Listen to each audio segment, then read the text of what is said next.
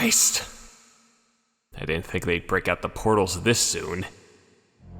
Well, at least I'm safe for now. It's a really nice mall. You sure don't see a lot of places like this Oh. Well, there's only one thing to do at a time like this.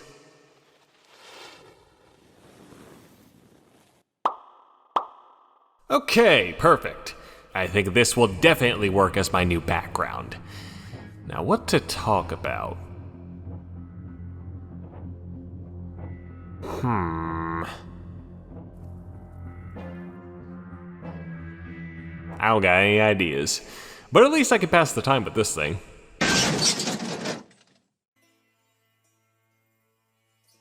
Huh. That was very interesting. I've got quite a lot to say about that. Oh, shoot, got a message. Oh, yeah, that's right. Wait, what was I doing?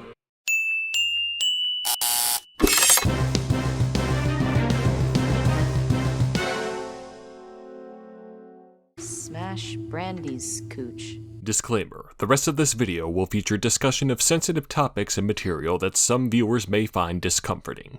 This may include trigger warnings, spoiler warnings, content warnings, less ambiguous content warnings, apologies over content warnings, overly descriptive content warnings, the lack of content warnings, and the presence of bucket hats. Viewer discretion is advised. What? I thought it looked cool, okay? Anyway, if you're a longtime viewer, you may have noticed that, as of recently, I've been kinda lax when it comes to looking at current year controversies that happened in the current year. With Rockstar now covered and banished from this realm for all eternity though, for now, I thought we could try to have a look at some of those current year controversies and maybe even give them their own videos too. Yep, we are always finding ways to break new ground on this show, as well as new ways to break shins. So, as with any year, 2021 has certainly not been lax when it comes to game controversy. The promo event snafu we previously discussed being an especially good one. Kill a lot of Americans. Among all these savory choices, though, the one tickling my senses the most was a comparatively minor incident that sparked some interesting discussion over a minor part of video game regulation I feel a lot of folks take for granted. So, while I work on barricading myself in this empty hot dog stand, let us take a gander at this weird independent title and how its theme set off a little debate over the topic of content warnings. Now, upon hearing that, I would imagine your mind immediately went to a game's content rating and the descriptors for said content there within. You know, PEGA, SARO, the ESRB, the BBFC, the OFLC, the YDKJ, the STFU, and yes, those are definitely a crucial part of the self-regulatory process the games industry partakes in to avoid any possible governmental intervention, but that's not exactly what I'm talking about. Picture this scenario instead. A young suburban kid is watching TV late at night, obviously not doing their homework, the lazy asswipe. They're on some primetime network, it's the top of the hour, and a program that they probably shouldn't be watching at their age pops up with a little disclaimer. Something along the lines of, "This manly show is not for babies, so if you're a baby, then baby gone. Viewer discretion advised." That is what we refer to as a content warning. Because for as much as a TV, movie, game, or book rating, yes, those exist, kind of, could display with just a few letters and short phrases, sometimes you need to get a little bit more specific. Content warnings of this sort have been around for the longest time, and from what I could tell, were usually just an optional extra step to take in preventing any possible legal troubles or parental troubles. But in the realm of the internet and amateur content creation, these warnings have expanded to touch on more specific material. And it can now be said that they're done out of consideration for an increasingly diverse audience that may not want to be shown such material. The often mocked trigger warning term can get thrown around in these circumstances too, but really, you can call it whatever you want, they all serve the same purpose, and that purpose is covering ass. That's why I use them for my stuff. However, for as simple as they are, you still get the occasional rumbling derived from these disclaimers. Sometimes creators forego content warnings for media containing rather delicate material, resulting in some flack thanks to the lack thereof. Other times, when creators do choose to implement a content warning into their product, they risk potentially spoiling said material for people wanting to go in completely blind, no matter how vague they are. Then, in some very rare cases, when creators choose to put in a warning, some people may not find it to be descriptive enough, especially if the product in question didn't appear to be the kind of media to contain such content within it. And in some extraordinary cases, not seen since Halley's Comet lined up with the planets during a solar eclipse as a double rainbow formed over a shiny Rattata I got in Heart Gold recently, fuck my life, all 3 cases occur within a period of 1 month, and have to do with video games. The only scenario we'll be focusing on, though, is the 3rd case, since those circumstances are the most interesting and the one that got all the media attention. As for the game that fell into this little dilemma, well, that would be Boyfriend Dungeon? Seriously? Okay, I'm not complaining, but I'm just a little perplexed. I mean, there weren't too many boyfriends in this thing, as far as I could tell. Okay, hold on. No, not many boyfriends in there. Not many dungeons either. Well, maybe that hospital with the Resident Evil boss at the end, but yeah, I'm confused. Is this like the foreign title or something?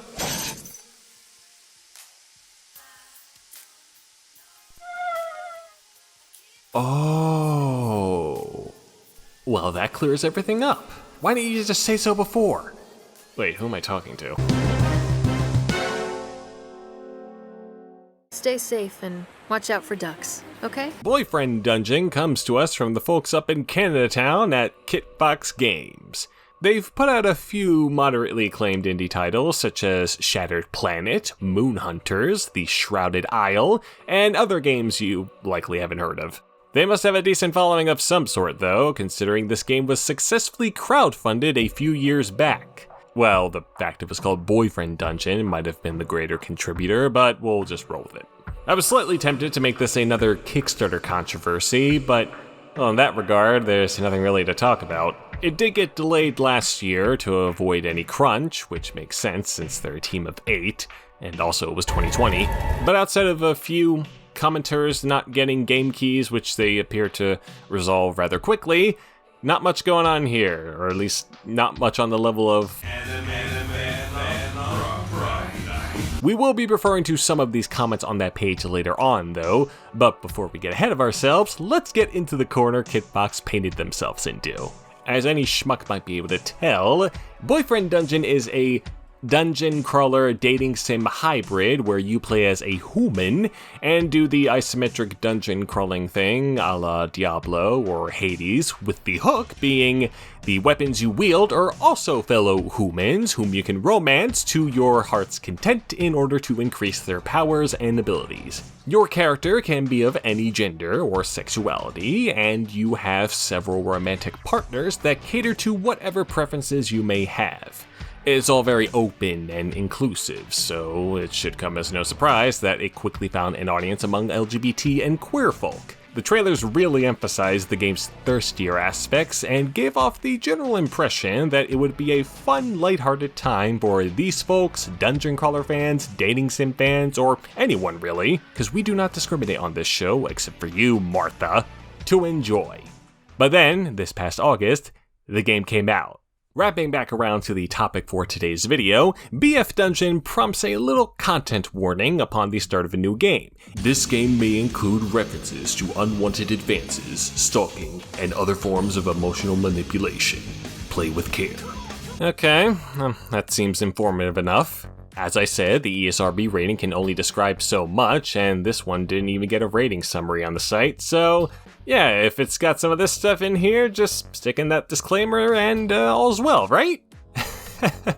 Well, as it turns out it wasn't, because according to a fair amount of internet people, may include was, putting it lightly, Gonna give out a little spoiler warning here in case any of y'all wanted to find out this stuff for yourself and then come back to this video, because spoiler warnings are their own breed of content warnings. You ever wonder why a game or a novel or a movie doesn't include a spoiler warning? They should really start doing that. The stuff mentioned in the warning all comes from the main villain of the game and is actually a core element of the game's narrative, something that was conspicuously absent from the promotional material, as was also pointed out by these folk. Kitbox were subsequently criticized for not just the ambiguity of the content warning, but for how this material was required viewing for any standard playthrough when the game seemed it would be nothing but hugs and kisses and thirsty Beyblades. Following this, Kitfox put out an apology and updated the warning a bit later to something that, this time, ensured players that these elements will be encountered during the main game. Personally, either one would have sufficed, but now that the warning is more explicit, it's safe to say anyone complaining about it now would look like a silly little goose, wouldn't they? Yeah, wouldn't they? But we'll come back to that in a bit. Now, I was content with remaining an outsider to this incident involving a game I hadn't even been aware of until, like, a month ago, but I found this situation a rather curious one, so I figured I should at least try to experience this contentious content myself before delving any further into this potential minefield. I wasn't exactly sure how that was gonna go, since I'm probably about as far away from the general audience for this thing as one can possibly get. But more pressingly, I've not played many dungeon crawlers, and I personally find dating sim gameplay to be utterly tedious. In spite of that, I wanted to see how well the themes mentioned in this warning would tie into the overall story, thus determining if the outrage over it was justified or not. I'm sure all of you already know the answer to that, but regardless, let's have ourselves a deep dive into the super fun and wholesome experience Kitbox promised to offer.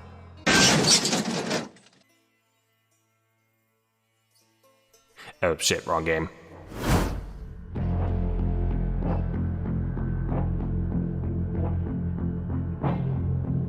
Anyhow, the main plot involves the customized protagonist taking a trip to a seaside town called Verona Beach, where all those half-weapon, half-human folk live. With the help of their cousin, they also find a way to get some dough by clearing out the city's monster-infected locales, and learn to face their internal fears and anxieties by finding a meaningful relationship among the weapons they use to clear out those locales.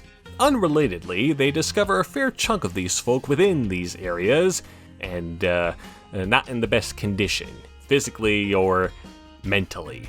These fellas also have their own insecurities and anxieties that you get to learn about and eventually help with as you develop your relationships with them. It's about as good a structure as you can get from a concept like this, and I do like the general message being not just something generic like anyone can find love, but a more pointed, you can find love. Which is a bit strange considering you can date any one of these folk at once and never get chastised for it, but with the game being pretty casual overall, it makes sense. It helps that the writing does a good job with developing these characters in a relatively smooth and natural manner without it ever feeling too saccharine. I decided to pursue romantic paths with 3 of the weapons, a she, a he, and a they, and they're all very likable and unique in personality. Sure, the presentation is kind of plain, the art is not to everyone's taste, and, well, I think the voice acting is kind of crap. Feels like a dream. One where you stepped in and made everything better. But I still enjoyed how their own stories played out, as well as what the protag contributes to each relationship. So yes, I can confirm the game certainly delivers on providing some new waifus or beef boys or whatever you want to call them to fawn over and romance and date and hug and kiss and screw, but this is only one half of the story. One of the first persons our protag meets, thanks to our cousin, is a regular old human dude named Eric. The guy seems friendly enough at first, but it doesn't take too long for the veneer to fall through, as he later states he's not particularly fond of those dang-ass weapon humans, and only sees them as literal tools. From there, he starts doing all sorts of wonderful things, sending unprompted texts, following the protag and their significant other during dates. Later, they try to schmooze them over in front of their current partner, and various other things that do a thorough job at showing they're in need of a good smack to the face. Fret not, the man has good reason to act like a creep, and it's convoluted. In a shocking twist, we learn that Eric was the one responsible for abandoning those human weapons in the dungeons. Oh yeah, the game calls them dungeons, by the way, because why not? As he had fallen head over heels with each one of them, but each one of them rejected his advances. So he threw up his hands and took the shotgun approach by forging his own human weapon hybrid out of bits from the other ones, and yeah, it works out about as well as you'd expect. After dispatching his creation elsewhere and confronting the man, he confesses to all his wrongdoings and resolves to work on bettering himself through therapy and other means in hopes of one day being forgiven for his heinous actions. As with much of the game, this is treated in a rather casual manner, but I understand what they were trying to do by making Eric a central part of the story. The whole thing is about examining various types of relationships and personalities, so why not include the more toxic or borderline abusive portions of it to contrast against the positive ones? Truthfully, I kinda wish the game did go a bit further with it, but when I learned one of the game's weapons turns into a goddamn cat, I realized where Kitfox's priorities lay. And before you ask, no, you don't get to date it, so get the image out of your head. I totally get if some folks weren't keen on being subjected to this stuff alongside their sexy fun times with the weapons, especially if they had been following it since the Kickstarter. But the developers likely figured this out too, so they added the content warning. Oh, and before I forget, there's another element to this in the form of the constant text messages our protag receives over the course of the game. From the sword humans, our cousin, the bastard, a character named Mom. However, the reaction didn't just end with the content warning. Oh no, it didn't. Oh, it certainly didn't. Oh boy, it certainly— oh goddamn! It would appear some players were so upset with this revelation, there was a demand for Kitfox to make these parts of the game entirely optional, or just removed completely from the story, so that they could simply enjoy the sexy fun times with the sword humans and yada yada. Yes, some players specifically requested there be an option to make the crux of the plot, the skeleton of which the story is crafted around, completely optional or just gonzo. Practically speaking, that's the most asinine request I've heard in quite a while, and is what initially attracted me to this controversy, but let's be open-minded about this, cause there is precedence for this request within the game itself. The whole text message thing I just mentioned, specifically the mom character, the game prompts you about that and asks if you want to turn that on or off for the rest of the game, which personally caught me off guard and made me burst down the laughter, but I understand that this is an anxiety trigger for other folks as well. And I will say I was hardly affected by any of this stuff overall, as I don't share whatever experiences these people have that led to these kinds of triggers. I can emphasize, but I can't quite relate. And again, to set this in stone, I understand the people following this game from the beginning were probably not expecting the main story to feature these themes. With that said, if your first reaction to this is to berate the devs for telling a story that they wanted to tell, and then demand it be excised from the game entirely, then it sounds like Eric isn't the only one that needs to do some self-reflecting here. Doubly so if you go one step further and send hateful messages to the character's voice actor. Because, you know, since they voiced the character, it means they're like that in real life. Just like how Sean Chiplock is some gotcha character responsible for all the bad in the world, and how Laura Bailey is a post-apocalyptic survivalist who sure loves to play golf, even if they have an unconventional way of working on their swing. I am just so befuddled with where this ended up, and the sad thing is, apparently this isn't a unique case for games that have a LGBT or queer community backing it.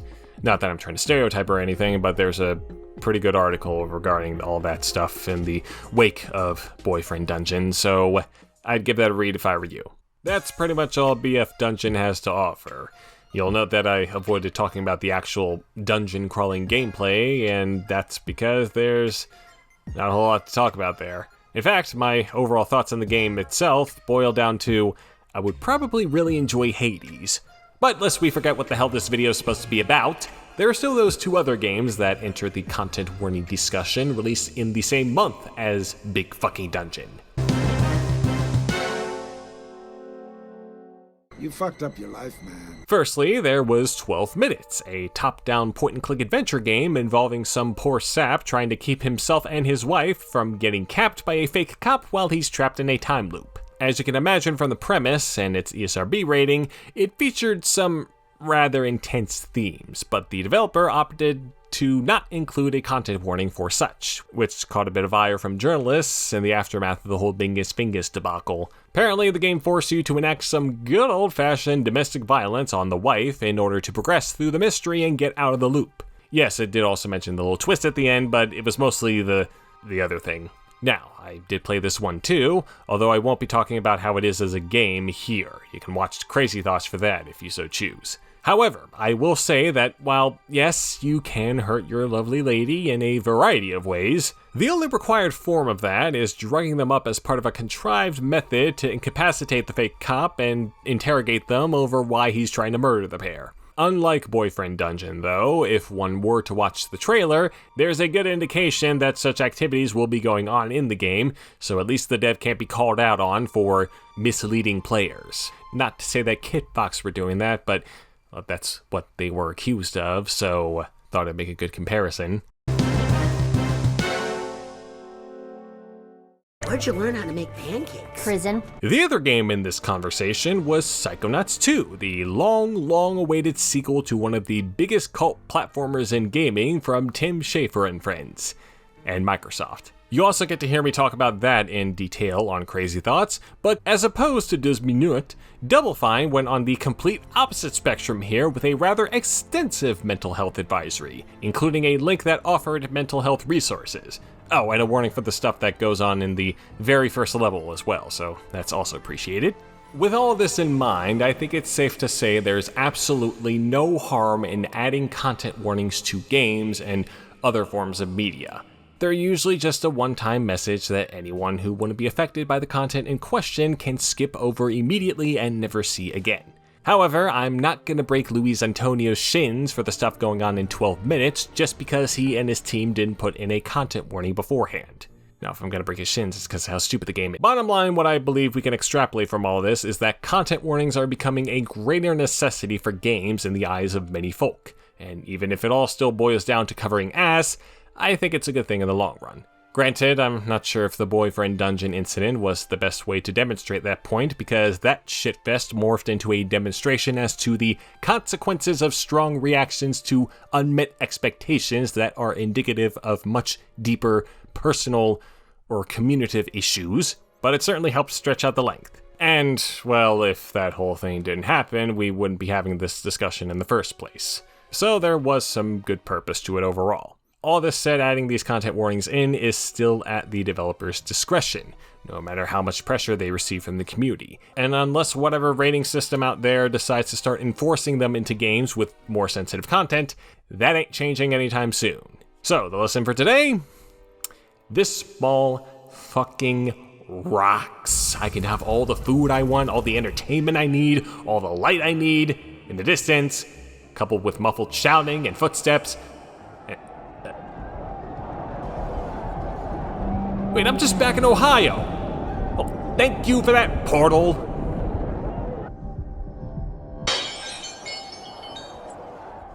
Okay, well, where the fuck do I go from here? That was very interesting. I've got quite a lot to say about that. Post-apocalyptic survivalist. Smash Brandy's cooch. Okay, yeah. I'm going to Baltimore.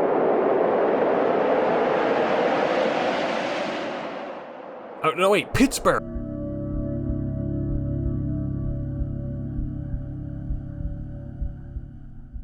Okay, yes, yeah, it'll do.